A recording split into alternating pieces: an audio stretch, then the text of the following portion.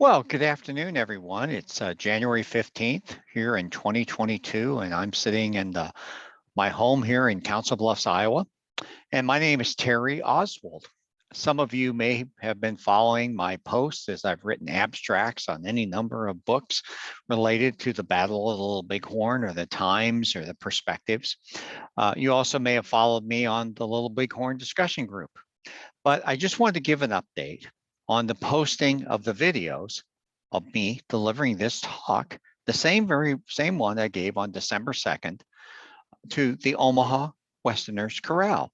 And it's on how to study and learn about the Battle of the Little Bighorn. So watch this weekend. I will have at least 2 of the 3 videos up. The first part we'll just cover. Literally, we'll take a look at the introduction part of the slides. The deck will cover some perspectives. We'll talk about the intro. We'll also just get into some of my interest in this battle and what has led me to put this presentation together. And I'll kind of share with you some of my travails in trying to learn about this battle, but also, as you can see from the table of contents, the whole perspective in which on the battle and the views, as I'm calling them, to borrow a term from John Carroll, a famous individual in our area. I believe he was one of the founders of Little Bighorn Associates. But anyway, he used the word view when he talked about his federal views, his books he published. But I'm borrowing that, and we'll also look at the Army view, the sod house frontier expansionist view. We'll look at obviously the view of the tribes, and we'll look at the federal view itself. How did the federal government, the United States of America, view all of this from that period of 1866 to 1891, but as it pertains specifically to that day, June 25th, 1876. But beyond that, once we cover that, I'm guessing that's probably 20 or 25 minutes. We'll come back with a second video. And of course, everything that I'll be doing here will be sharing resources and why and how I found them. Much credit to some great experts that are members of the Little Bighorn Associates.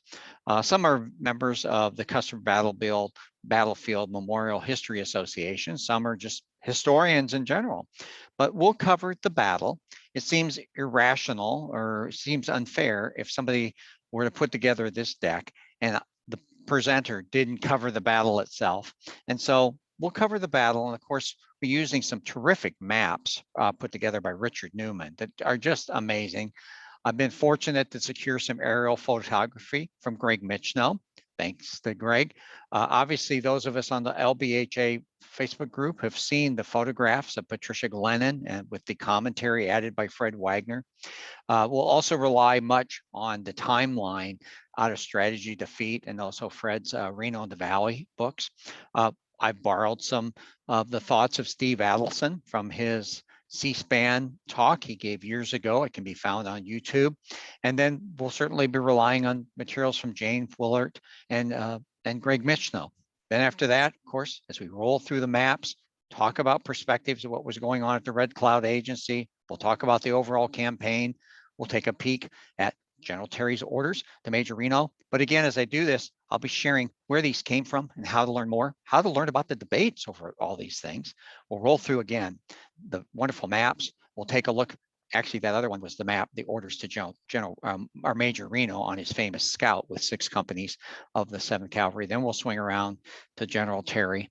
And then again, as I roll through this using these wonderful maps of Richard's, thanks so much. That adds just, I think, such a great view. We'll take a look again, aerials, commentary, pictures with commentary of Patricia's with Fred's help on through. Then we'll roll through and you'll actually get to see, we'll go all the way through this and then we'll land on myths and lies.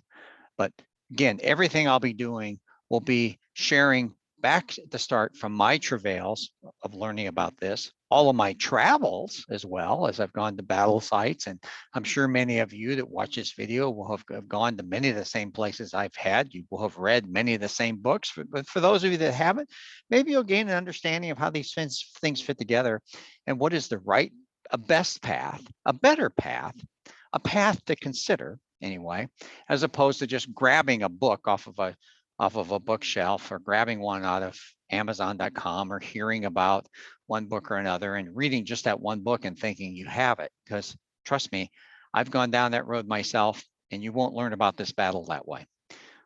Continuing on, after we'll have part one, overview. Part two, we'll cover the battle and again, how to learn about it. Then we'll cover myths, common myths associated with the battle and the times. And I'll be referring to where we can turn to learn about those.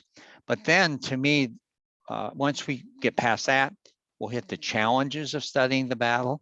And there are some big challenges because we actually have, in my opinion, a gap of writing. We have very, very basic introductory writing. We have solid technical advanced writings, but that mid-level, that maybe beyond the brochure you get at the battlefield or handbook type writing, huge gap.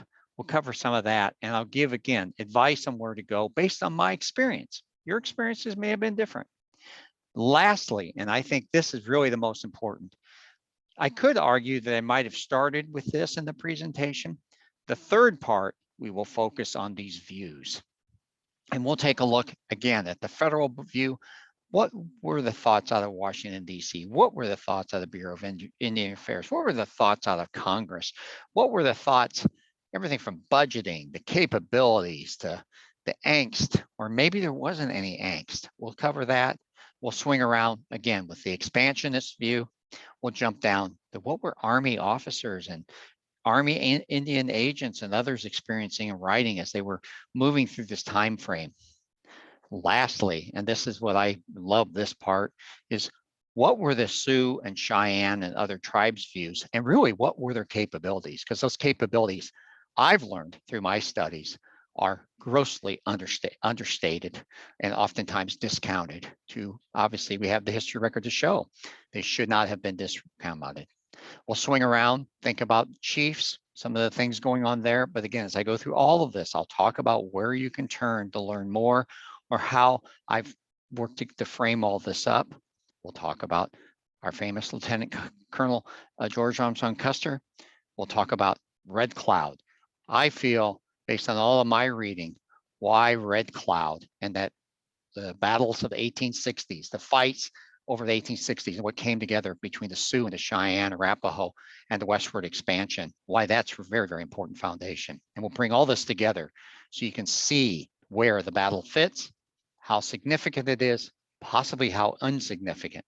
And lastly, I'll wrap up in this third part, where to turn to study more. With that, I just wanted to give this update. I have been kind of working to get these videos out.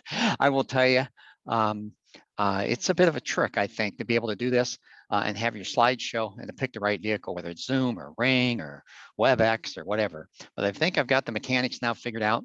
And so do watch for at least one or two of the 3 videos to pop up before the end of the Martin Luther King holiday. With that, hi, I'm Terry, and I just wanted to give this update and also express my regrets. It's kind of taken me this much time to get the darn videos up, but it's not because I haven't been thinking about it or working on it or trying different things, but they will be up this weekend, at least 2 of the 3.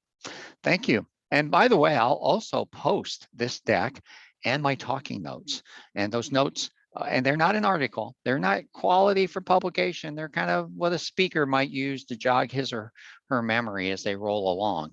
They're notes, but there are citations and references. And I think between those notes and the slides and these videos might be interesting to folks. I also expect those of you that watch these videos to disagree. I think some people disagree very passionately, and that's okay, because my goal is to just motivate you to understand how to approach this in some logical way. So you can form your own conclusions, and they very well be very different than what mine are. And by the way, I will share my conclusions as well on why this happened, how it happened, and maybe what it all means. With that, thank you. And I just wanted to give you this update. Have a great day, and I'm looking forward to posting the other videos soon.